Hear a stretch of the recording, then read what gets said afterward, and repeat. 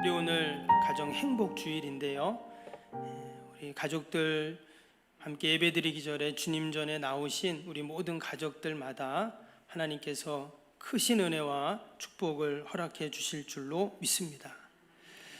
오늘 시편 127편은 솔로몬의 시로 기록이 되어 있습니다.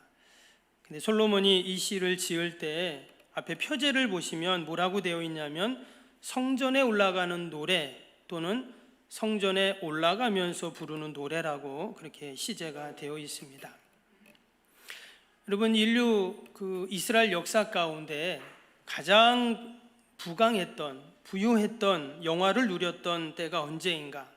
많은 분들은 다윗 왕 때로 그렇게 생각을 하시는데요. 사실 솔로몬 왕 때 이스라엘은 가장 부귀와 영화를 누렸습니다. 열왕기상 10장에 보면 당시 이 솔로몬 왕이 이스라엘을 다스릴 때 병거가 1,400대요, 마병이 12,000명이요, 수많은 병거성들을 쌓고 또 조공을 바치는 나라들이 헤아릴 수 없었다고 그렇게 기록되어 있습니다. 나라의 은이 얼마나 많았는지 이 길에 돌멩이처럼 많았다. 또 최고급 목재였던 백향목이 마치 길에 뽕나무처럼 많았다. 이렇게 기록을 하고 있습니다. 뿐만 아니라 이 솔로몬의 지혜 또 그 재산을 보기 위해서 수많은 이방의 왕들이 그 지혜를 들으려고 금은보화를 싸가지고 와서 이 솔로몬을 만나려고 했다라고 이렇게 기록되어 있습니다. 왜 하나님께서 이 솔로몬에게 또 솔로몬이 나라를 다스릴 때 그 나라를 그처럼 축복하시고 큰 부귀영화를 누리게 하셨는가? 솔로몬의 축복은요, 성전과 관련이 있습니다. 오늘 이 시편 127편도 시제가 뭐라고 했다고요? 성전을 향하여 올라가며 부르는 노래라고 그렇게 되어 있습니다. 그는 성전에 가면서 하나님이 베풀어 주신 그 은혜를 생각할 때 너무 감사해서 바로 이 시편을 지어 부른 것입니다. 솔로몬의 이 치적이 참 많지만 그 중에서도 무엇보다 중요한 것은 성전 건축이었죠. 이전에도 성막이 있었습니다. 그러나 성막과 성전은 완전히 다르죠. 성막이라는 것은 말 그대로 천막입니다. 이동 성소예요. 임시 처소입니다. 그러나 성전은 완전한 집이었습니다. 더 이상 하나님이 천막에 거할 수 없기에 온전한 집에 모시고자 했던 것입니다. 하나님은 그런 솔로몬의 마음을 너무나 기쁘게 여기셔서 그가 다스리는 동안 그 땅에 하나님이 큰 전무후무한 복을 허락해 주셨습니다. 여러분, 동일하게 하나님께서 우리 석병교회 새성전 건축을 기뻐하시고 축복하실 줄로 믿습니다.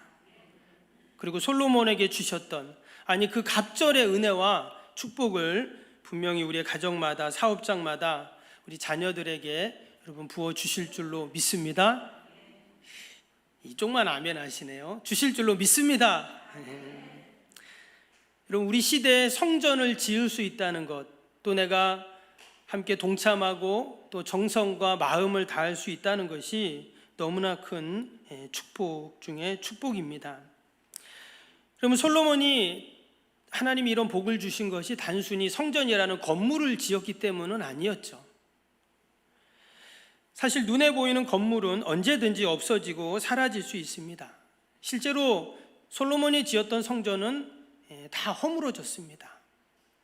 그러나 여러분, 그 백성들의 마음 성전은 여전히 없어지지 않았죠. 도리어 눈에 보이는 성전보다 눈에 보이지 않는 그 마음 성전이 더 귀하고 중요한 것이죠. 이런 마음 성전이 무엇입니까? 우리가 하나님을 향하여 예배하는 그 예배의 모습, 예배의 마음인 것이죠. 우리가 한 주간도 시작을 하면서 오늘이 주일인데 한 주간을 시작하면서 우리가 가장 먼저 이처럼 주님 전에 나와 예배를 드립니다. 또 우리가 하루를 시작할 때도 어때요? 새벽에 성전에 오셔서도 하고 또 오지 못하는 분들은 집에서 성전을 향해 바라보면서 우리가 하나님께 기도하고 예배하며 하루를 시작하는 것, 여러분, 이것이 너무나 귀한 일이고 복된 일인 줄로 믿습니다. 여러분, 우리가 수요 예배를 드리잖아요. 여러분, 수요 예배를 왜 드리는 줄 아세요? 그 초창기 그 선교사들이 이제 한국에 들어왔을 때 처음에 복음을 전하고 이제 예배를 드리는데, 이 성도들이 보니까 일주일에 한 번 그 7일마다 예배를 드리니까 이 신앙이 온전하지 못한 거예요. 그래서 중간에 3일 예배라고 해서 그러니까 신앙이 식을까봐 3일 중간에 한 번 더 예배를 드리는 것이 바로 3일 예배가 된 것입니다. 저는 그 기록을 보면서, 근데 또 보니까 화요 예배도 있었고요, 금요 예배도 있었어요. 그러니까 맨날 같이 예배를 드린 거예요. 저는 그 모습을 보면서 이 선교사들이 얼마나 우리 한국교회 성도들의 신앙과 믿음을 지켜주려고 했나 하는 그 마음이 느껴지더라고요. 여러분, 우리가 이처럼 하나님 앞에 예배 드리는 것이 너무나 귀한 일이고 감사한 일인 줄로 믿습니다.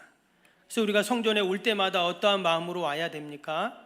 우리가 늘 하나님께 감사한 마음으로 그 하나님의 사랑을 생각하면서 우리가 주님 앞에 나와야 할 줄로 믿습니다. 우리가 사실 오늘 교회 왔지만 사실 우리는 하나님 품에 온 겁니다. 아버지 품에, 마치 어머니 품에 우리를 늘 돌봐주시고 또 지켜주시고 또 우리를 위로해 주시는 그 아버지 품을 생각하면서 우리는 성전에 온 것이죠. 오늘 이 시편 127편이 바로 그런 시편이에요. 성전에 올라가면서 부르는 노래. 마치 이 성전은요, 우리의 가정과 같아요. 그래서 성전에 갈 때 아버지 품에 가는, 어머니 품에 가는 그러한 노래다라는 것이죠. 그럼 우리가 아버지 품에 가면서 어떤 노래를 불러야 할까요? 우리가 행복한 가정을 소망하면서 불러야 할 시편은 어떤 시편인가? 오늘 1절을 다시 보겠습니다. 1절을 보시면, 여호와께서 집을 세우지 아니하시면 세우는 자의 수고가 헛되며 여호와께서 성을 지키지 아니하시면 바수꾼의 깨어있음이 헛되도다. 여기 보면 집이라는 단어가 나오죠. 근데 이 집이라는 단어가 단순히 건물을 의미하지 않습니다. 성경에서 이 집이라는 단어는 아주 폭넓게 해석이 되는데요, 한 가정을 의미하기도 하고 때로는 성전을 의미하기도 합니다. 그래서 여호와의 집 하면 성전을 말하는 것이죠. 근데 또 때로는 한 집안 또는 한 나라를 의미할 때도 이 집이라는, 왕국을 의미할 때도 집이라는 의미를 사용했습니다. 근데 중요한 것은 바로 집이든 성전이든 나라든 여러분, 그 집을 세우는 분이 누구냐, 지켜주시는 분이 누구냐, 바로 여호와 하나님이시다라는 겁니다. 그렇지 않으면 아무리 멋진 집을 세워도, 아무리 멋진 나라와 왕국을 세워도 결국은 다 헛되다라는 것을 이야기하고 있습니다. 그래서 헛되다는 단어가 헤벨이라는 단어를 썼는데요, 그 뜻이 뭐냐면 물거품 같은, 숨결 같은, 실체가 없는, 무가치한, 이런 뜻이에요. 그래서 세우긴 세우고 뭔가 번듯해 보이긴 한데, 그럴싸한데 속은 텅 비었다는 거죠. 그때 이 헤벨이라는 단어를 사용했습니다. 여러분, 우리의 가정도 마찬가지입니다. 하나님께서 우리의 가정을 세우시고 지켜주셔야 여러분, 우리의 가정이 온전한 가정이 될 줄로 믿습니다. 그래서 행복한 가정은 다른 곳에 있지 않습니다. 돈이 많으면 행복할까요? 건강하면 행복합니까? 큰 집에 살고 아무런 문제 없으면 그것이 행복인가? 그렇지 않습니다. 언제 비바람이 불지 모르고 언제 먹구름이 우리 가정을 뒤덮을지 모르는 게 우리가 지금까지 살아오면서 경험했던 우리의 모습들이죠. 우리가 아무리 행복한 가정을 만들려고 지키려고 해도 그것은 제한적이고 또한 유한합니다. 100% 오르신 그 하나님 앞에 우리의 가정을 맡길 때 하나님이 지켜주시고 여러분 세워주셔서 우리의 가정이 행복의 동산이 될 줄로 믿습니다. 두 번째로, 우리가 아버지 품 성전에 올 때 하나님이 우리 가정에 주신 우리가 열매들을 생각하며 우리가 성전에 올라야 합니다. 이어지는 2절을 보겠습니다. 너희가 일찍이 일어나고 늦게 누우며 수구의 떡을 먹으며 헛되도다. 그러므로 여호와께서 그 사랑하시는 자에게는 잠을 주시는도다. 여기에 밑에 보면 잠이라는 단어가 나왔습니다. 우리가 밤에 잠을 자고 피곤하면 이제 잠을 자게 되잖아요. 근데 오늘 2절에는 뭐라고 했냐면 하나님이 사랑하는 자에게 잠을 주신다 이렇게 말씀하세요. 제가 이 시간도 보니까 몇 분 이렇게 주무시는 분이 계세요. 하나님이 너무나 사랑하시는 줄 믿습니다. 그래서 때로 이 말씀을 불면증이 있는 분들이 이 말씀을 좋아하고 또 이 말씀을 또 적용하는 것들을 이렇게 보게 되는데, 사실 여기서 말하는 이 잠은 육신적인 잠도 이야기하지만 그것만 이야기하는 것이 아니죠. 더 나아가서 평안, 안식, 회복, 충전, 휴식, 위로 이런 모든 것을 통틀어서 말하는 그러한 단어입니다. 그럼 왜 하나님이 사랑하는 자에게 이러한 평안, 안식, 이런 잠을 주시는가? 여러분, 위에 보면 우리가 수고한데 그 수고가 헛되다 이런 말이 나왔습니다. 무슨 말일까요? 아침에 일찍 일어나고 늦게 누우는 것이, 그런 모든 수고가 여러분 헛되다면 어때요? 너무나 안타까운 일이죠. 내가 정말 수고해서 그에 대한 열매를 걷고 그 결과를 얻어야 하는데 그렇지 못할 때 너무나 헛되고 너무나 안타까운 것이죠. 그런데 하나님께서 어때요? 사랑하는 자에게 잠을 주신다는 말은 그것이 헛되지 않게 하나님이 만들어 주시겠다는 거죠. 여러분, 낮에 열심히 일합니다. 그럼 밤에 어때요? 안 자고 싶어도 피곤해서 자잖아요. 그렇죠?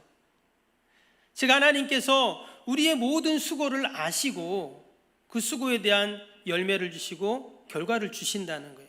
수고했는데 아무런 열매도 거둘 수 없다면 여러분, 아무리 몸이 피곤해도 잠이 안 옵니다. 막 원통해서 잠이 안 오고 화가 나서 잠이 안 오잖아요. 근데 하나님께서 잠을 주시니까 하나님이 모든 것들을 다 선하게 인도하신다, 그런 말씀이죠. 여러분, 하나님이 우리의 모든 수고를 아시고 그 수고에 대한 아름다운 열매들을 분명히 허락해 주실 줄로 믿습니다.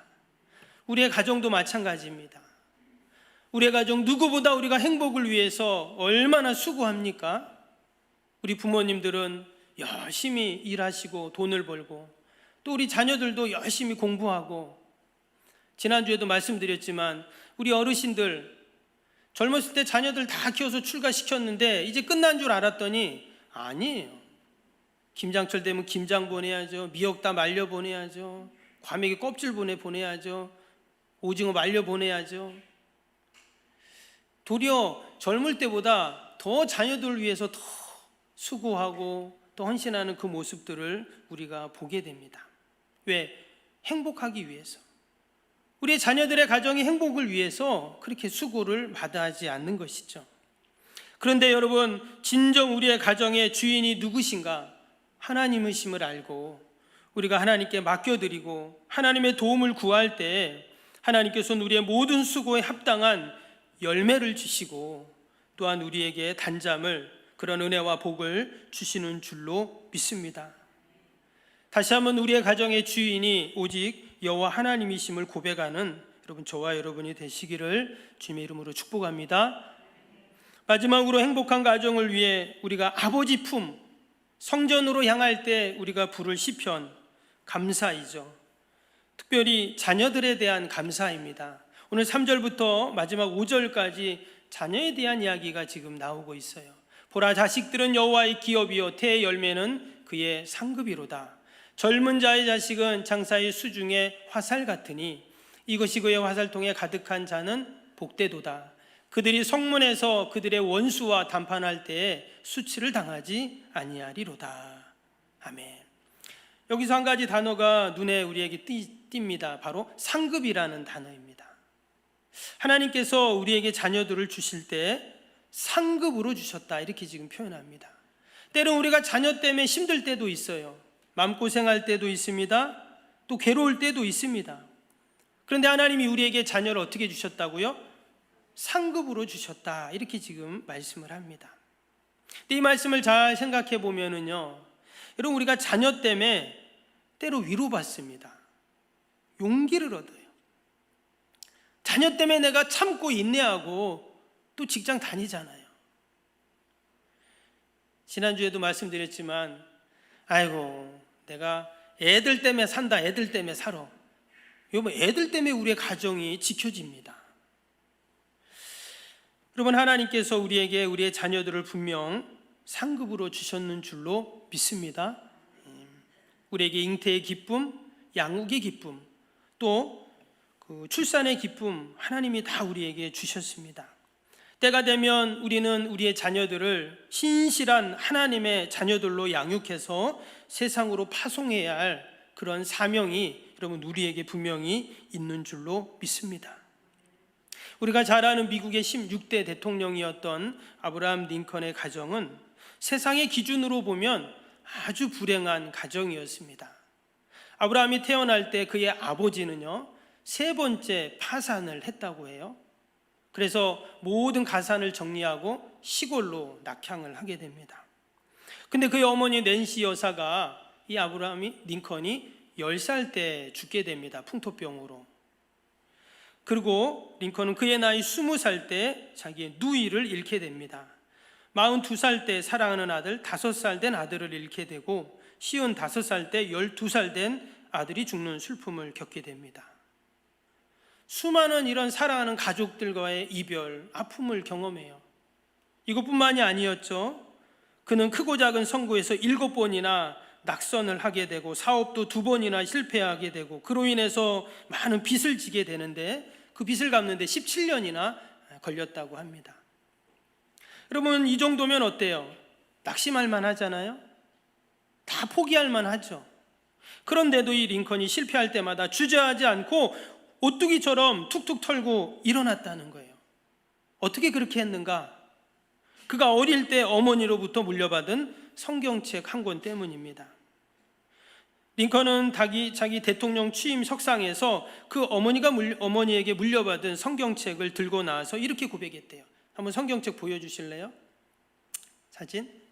바로 이 성경책입니다. 얼마나 낡은 성경책이에요? 이 낡은 성경책은 바로 어머니께서 저에게 물려주신 성경책입니다. 저는 이 성경책으로 말미암아 대통령이 되어 여기 이 자리까지 서게 되었습니다. 어머니가 그 10살에 돌아가셨는데 그 어린 시절 그 말씀을 가르치고 말씀을 통해서 그 링컨을 돌봤더니 결국은 나라의 대통령이 되고 그 모진 환난과 어려움 속에서도 넉넉히 이겨나갔다는 고백입니다. 여러분, 우리의 가정이 복된 가정, 행복한 가정이 돼야 하는 이유, 또 될 수 있는 것은 바로 우리의 가정이 하나님의 말씀의 터 위에 세워질 때 여러분 가능한 줄로 믿습니다. 마지막으로 자신의 집을 하나님이 세워주시기를 간절히 바랬던 믿음의 가정과 또 그렇지 않았던 불신의 가정, 극명하게 차이를 보여주는 신뢰가 있습니다. 미국의 개척사 중에 그 18세기 초에 2명의 친구가 영국에서 배를 타고 큰 꿈을 안고 신대륙 미국으로 오게 됩니다. 미국 개척의 시대죠. 그때 그들이 그 젊은 2사람의 이름은 한 사람은 마르쿠스 슐츠라는 사람이고 또 한 사람은 조나단 에드워드라는 사람이었습니다. 그들은 친구였지만 각기 다른 길을 가게 돼요. 그 마르쿠스 슐츠는요, 그 가난을 벗어나기 위해서 내가 돈을 많이 벌어 우리 자녀들에게 물려줘야 되겠다, 이런 목표를 갖고 그는 뉴욕 시내에 큰 술집을 하게 됩니다. 그래서 크게 그는 성공하게 되고 부자가 돼요. 물론 그 많은 돈을 자녀들에게 다 유산으로 물려주게 되죠. 반면에 이 조나단 에드워드는 그 영국에서 신앙의 자유를 찾아 신대륙에 왔기 때문에 그는 종교를 선택합니다. 그래서 그는 신학교에 가게 되고 이제 목사님이 되죠. 그리고 자신의 가정을 그 하나님의 말씀의 반석 위에 세워 신앙의 가정으로 견고하게 세우게 됩니다. 그로부터 세월이 150년이 지납니다. 뉴욕시의 교육위원회에서 이 2사람을 오대송까지 무려 150년간의 가족사를 추적을 해서 컴퓨터로 분석을 하게 돼요. 근데 그 결과가 참으로 놀라웠습니다.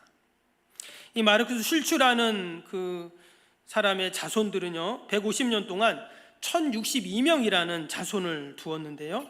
근데 그 가운데 교도소에서 5년 이상 형을 산 사람이 96명이고 창녀가 된 여자가 65명, 정신 이상자와 알코올 중독자가 58명, 제대로 교육을 받지 못해 자신의 이름도 쓰지 못하는 사람이 460명, 정부 보조금으로 살아가는 사람들이 286명.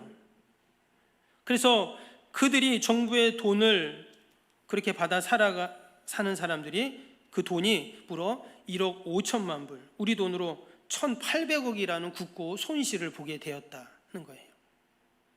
그러면 이 조나단 에드워드의 가정은 어떨까요? 신앙의 길, 목사님이 되셔서 신앙의 길을 갔던 이 조나단 에드워드의 가정은 보니까요, 선교사 목사님이 116명, 그리고 그 대학 총장과 교수를 지낸 분들이 86명, 군인이 76명, 고급 관리가 80명, 문학도가 76명, 사업가가 73명, 발명가가 21명, 장로님 또 집사님이 286명, 또 그의 자녀 가운데 미국의 부통령이 나오게 됩니다. 여러분, 시작은 똑같았어요. 근데 마지막 결과를 보니까 어땠어요? 완전히 달라졌어요. 근데 거기에 기준이 뭐였습니까? 그 가정을 신앙으로 세웠는가 세우지 않았는가가 그 기준이었다는 거예요. 여러분, 우리가 5월 가정의 달을 보내면서 우리의 가정을 우리가 무엇으로 세울 수 있을까요? 우리 부모들은 다 자녀들을 사랑합니다. 어떻게 하면 자녀들이 잘 될까? 우리의 자녀의 가정, 또 우리 가정이 행복한 가정이 될까를 우리는 다 수고합니다. 그러나 하나님이 우리의 집을 지켜주시지 아니하고 세워주시지 않으면 헛될 수밖에 없음을 우리가 다시 한번 생각하면서 오직 하나님께 우리의 가정, 자녀들을 다 맡겨드릴 수 있기를 축복합니다. 특별히 우리가 성전에 올 때마다 우리가 늘 하나님이 주신 자녀들, 하나님이 주신 축복이요 기업임을 생각하면서 우리가 하나님께 감사하고 또 하나님께 다 올려드리는 저와 여러분이 되시기를 주님의 이름으로 축복합니다.